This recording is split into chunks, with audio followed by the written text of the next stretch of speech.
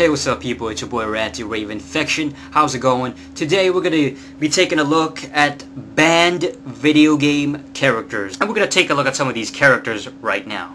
First up, Mewtwo from the Pokemon franchise.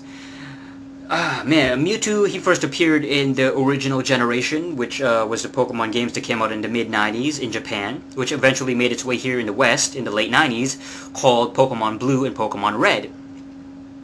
Now, Mewtwo was a monster. Mewtwo was an absolute freak. I mean, this Pokemon was so strong that he was literally genetically engineered. I mean, this guy wasn't even a natural Pokemon. Now, Mew is the 151st Pokemon.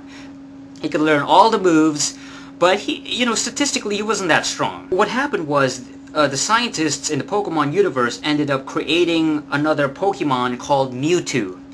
Mewtwo is basically a larger, way more powerful version of Mew. I mean, statistically, this guy was the most dangerous opponent in the Pokemon universe at that time. This guy had outstanding special attack, the highest special attack in the game. And what special attack? Basically attacks like fire, ice, water, elemental attacks, attacks that aren't physical, they're more surrounding like the elements of nature, the elements of the mind, psychic attacks basically. This guy had a monstrous attack called Psychic. Psychic was the most powerful psychic type attack in the game. Psychic coming from Mewtwo. Mewtwo is a type psychic Pokemon.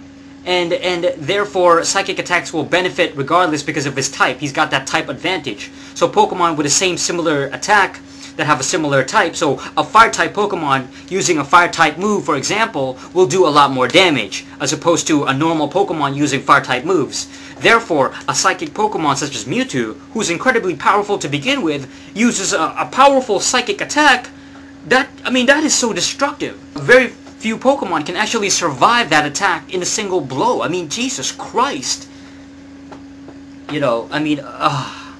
He's very fast, incredibly high speed. Like, I think he had like one of the top 5, he was one of the top 5 fastest Pokemon in the game at that time.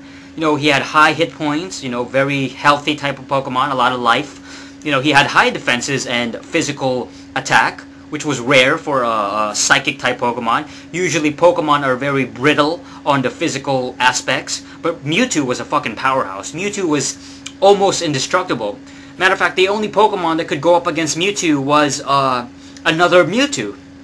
And it depends on who can strike first. When it came to Mewtwo versus Mewtwo, it all depended on the speed. Who was slightly more faster than the other one. He was banned in tournaments. He wasn't allowed in tournaments. In later games, he was eventually weakened a little bit. He wasn't as strong. I think his special defenses was cut down a bit, if I'm not mistaken. And, with the addition of the dark types and the steel types and more powerful bug type attacks, which are bug type Pokemon do a lot of damage to psychic type Pokemon. I don't know why, but they just do. But, so Mewtwo's overall strength became, he became more balanced, he became more balanced within the actual limits of the video games in later generations, such as Pokemon Crystal and Pokemon Sapphire and Ruby and all the latter games after Blue and Red. So, it became more even, and so he was allowed eventually in these tournaments. But at the beginning, man, he was so rigged, he wasn't even allowed in any tournaments. He wasn't allowed in any of them. It was incredible. Alright, so let's take a look at another one. Akuma from the Street Fighter franchise. Now, Akuma is one of the most rigged, most powerful... At the time, he was the most powerful character in the Street Fighter franchise. And, I mean, this guy was a monster. He was a beast. He first appeared in Super Street Fighter 2, which was basically, there was a point when Street Fighter 2 and Capcom, they ended up making so many quote-unquote upgraded versions where they would include more characters, a couple of more new levels, but they never really did a lot of, they never improved the game. It was never a real sequel to the game until much later on. And so, they had Akuma, which was this really powerful character. He could teleport, you know what I'm saying? He could dodge projectiles using teleportation. So I mean, Jesus Christ, I mean, he couldn't be hit by a projectile. Okay, he could throw projectiles from the air. You know, he could do fireballs and Hadoukens jumping up. Okay, how crazy? Nobody could do that. Nobody could throw projectiles from the air. You know, he was the first to do it. You know, I mean, he was just incredibly powerful. His special attacks were more powerful. He controlled a lot of space. You know, when it came to a battle, if used to his full potential, I mean, the guy controlled pretty much the entire the whole space of the arena. You know, so it was very, very hard to even get close to the guy to attack him, to get a hold of him. So therefore, you know, Akuma ended up being banned. You know, he wasn't included in tournaments because he was just he was rigged. I mean, it was unfair. You know, he was just so powerful. He was just way too. It was unbalanced. Eventually, you know, you have games like Street Fighter Alpha 2 where Akuma was actually included, and you know, his powers were a bit. He wasn't as powerful as before. He wasn't as strong as he used to be, and so just like Mewtwo, they ended up kind of evening it. You know, balancing it out a bit more so that players could use Akuma in tournaments.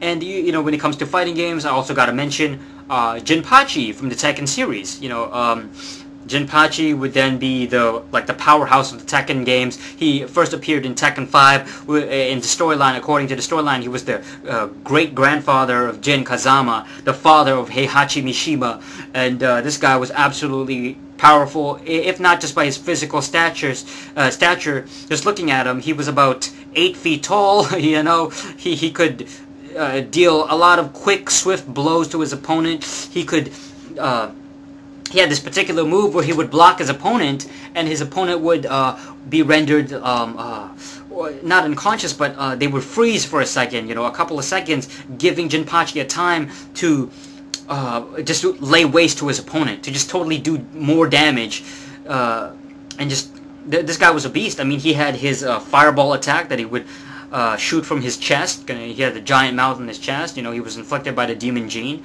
And Jinpachi was just a complete powerhouse. I mean, he was kind of cheap as far as design itself, because, you know, I think that Tekken, the Namco was really reaching for a powerhouse type of character, you know, a final boss. You know, they're really trying to, you know, I'm kind of getting sick and tired of Namco always trying to make bigger, larger, physically larger bosses, you know, final bosses. It seems like that's the cliche these days, you know. It's like the standard, you know. You gotta have you know, the final boss has to be a giant 10-foot boss. You know, he's got to be 10 foot tall, he's got to be a giant, he's got to be a monster.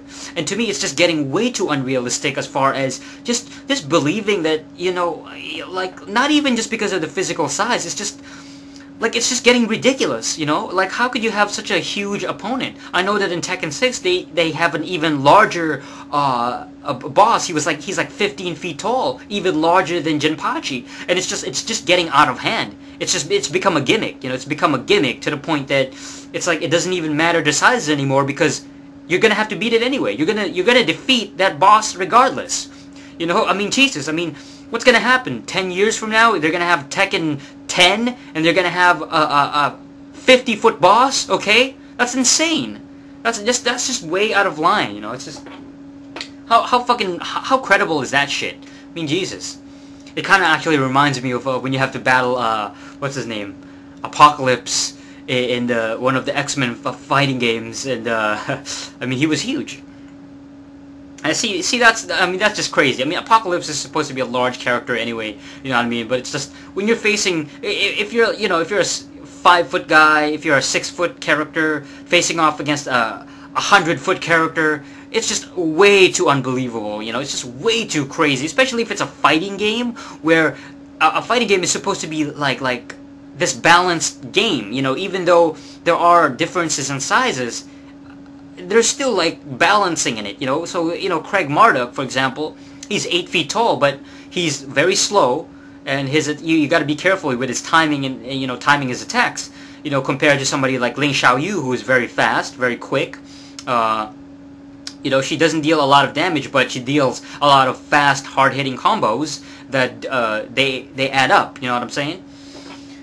But anyway, I kind of got off track there a little bit. But when it comes to these characters, these particular banned characters, where they are outlawed, where they're not allowed in competitive play, such as a Jinpachi, Akuma, Mewtwo, these characters, to me, they are gimmicky. They are. It's just a gimmick, basically. It's very gimmicky. It's very they're powerhouses.